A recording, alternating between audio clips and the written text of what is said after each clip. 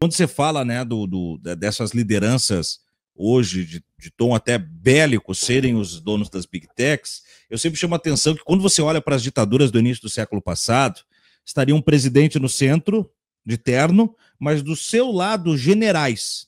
Nessa feita, era Trump no centro, mas do seu lado não tinham generais.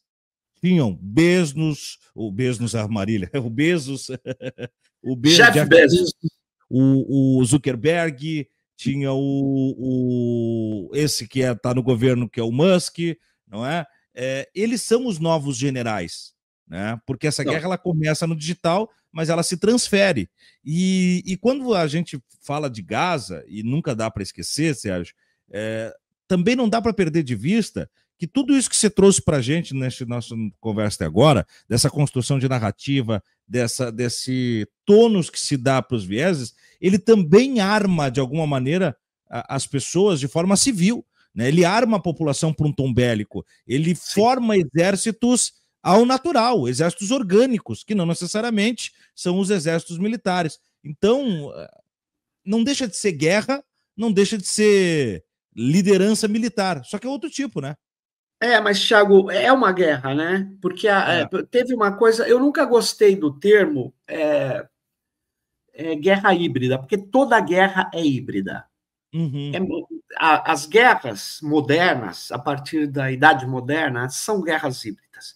O que significa isso? Ela também é uma guerra de informação. O próprio Clausewitz, que é o grande filósofo da guerra, no livro que ele tem, um livro onde ele que foi oficial, né, de um exército, né, que era germânico, né, e ele teve em guerras e ele escreve uma das coisas que ele mostra, né, que ele chama de névoa da guerra. Quando começa uma guerra, você tem uma névoa, você não sabe o que vai acontecer, o que está acontecendo, e a guerra de informação é fundamental para manter o moral das tropas, para desinformar, para intimidar o inimigo, para desencantar as populações ou fazer coisas que sejam favoráveis à sua estratégia militar. Então, a guerra ela é um fenômeno que tem a informação no seu centro, não é só bala, é informação, sempre foi. E com as big techs, cara, eles estão travando uma guerra mundial. Eles estão travando uma guerra. E essa guerra passa pelo domínio de vários estados, sem precisar tirar. Tanto é que os norte-americanos têm dois teóricos, Keohane Heine e o Joseph Nye Jr., eles cunharam a expressão soft power, poder suave. Ele diz que o poder norte-americano é hard power e soft power. Ou seja, hard é o poder duro ali, né? E o soft power é o poder cultural, o poder ideológico. E essas big techs levam esse poder. Só que agora, uma parte da classe dominante do mundo, dos neoliberais, porque a doutrina desses caras é o neoliberalismo, de destruir todos os direitos possíveis e repassar esses recursos para as empresas, principalmente para o capital financeiro. Logo, o que está acontecendo? Esses caras, eles estão rompendo com a democracia, porque eles acham que eles têm um poder descomunal e a democracia é um elemento que está impedindo eles cumprirem seus objetivos, ou seja, de exercerem a sua liberdade. A liberdade deles é a liberdade de aplicar o seu poder de modo irrestrito. E a nossa liberdade é a liberdade democrática. Eu sempre falo isso, é a liberdade onde a minha liberdade é igual à sua. A gente tem que ter o mesmo quantum de liberdade. Porque se você tiver muito mais liberdade que eu, então não é bem liberdade, né? Porque aí tem um desequilíbrio muito grande. A dosiometria da liberdade, né? A dosiometria da liberdade. Mas você tem que ter uma mediação ali, uma simetria. Agora, nós estamos vendo que existe uma guerra travada pela extrema-direita para dominar isso tudo, e muita gente não entende o que o Trump está fazendo, porque eu vi, por exemplo, Stiglitz, que é um grande economista, né? Perguntaram para ele, que teoria econômica tem atrás dessa linha do governo Trump? Ele falou, nenhuma. Econômica, sim, não tem teoria econômica. Sabe por quê? A teoria que ele segue é dos teóricos do chamado cameralismo, que são os caras de extrema-direita que diz que um país tem que ser dirigido como um CEO de uma grande empresa. Então, eles querem voltar a um tipo, não é bem de uma monarquia, mas é ir para um lugar onde o Trump é quase que um déspota esclarecido para eles, e que eles usam o termo de tecnologia, né? Principalmente, eu sou usuário de Linux, software livre, mas quem é de Windows, toda hora quando dá pau no negócio, fala reinicializa isso, né?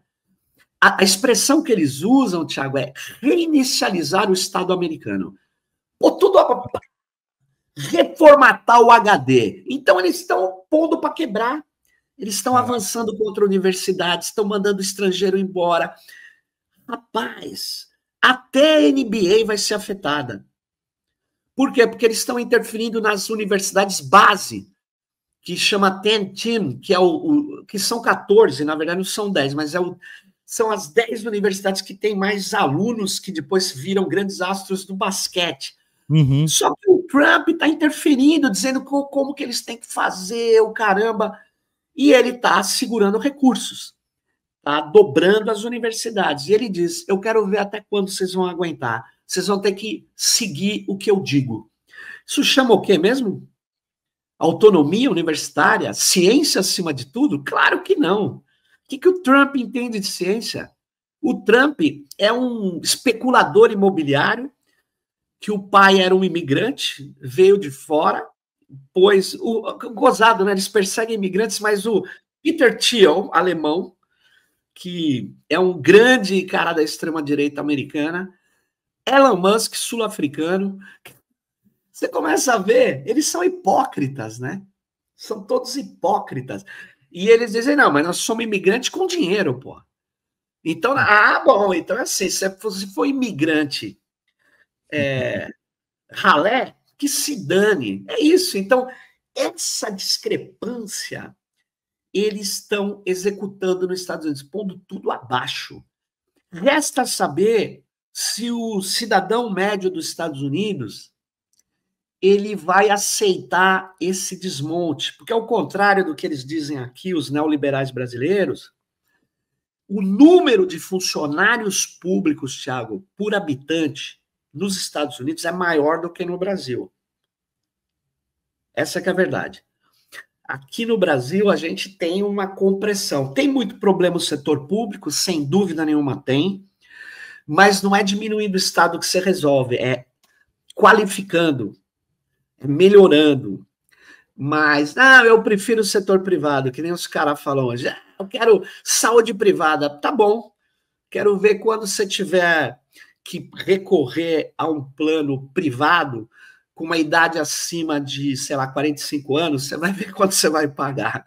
Você não vai pagar, porque tem que ganhar muito, tem que ter muita bala na agulha. A saúde, ela está sendo atacada pelos grandes grupos, porque ela é um grande negócio. Eu, inclusive, peço para quem estiver nos ouvindo, tem uma lista da Forbes, que fala as 500 maiores empresas, sabe, do mundo. Dá uma olhada lá. Dá uma olhada lá do ano passado. Esse ano deve ter mudado, mas não muito.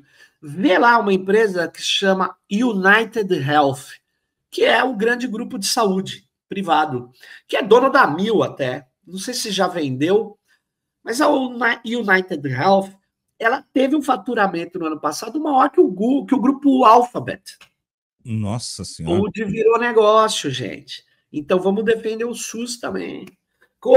Agora, é o seguinte, a gente está enfrentando um ataque neoliberal de grandes proporções no mundo. E a gente precisa resistir, precisa avançar mais do que resistir. E é isso.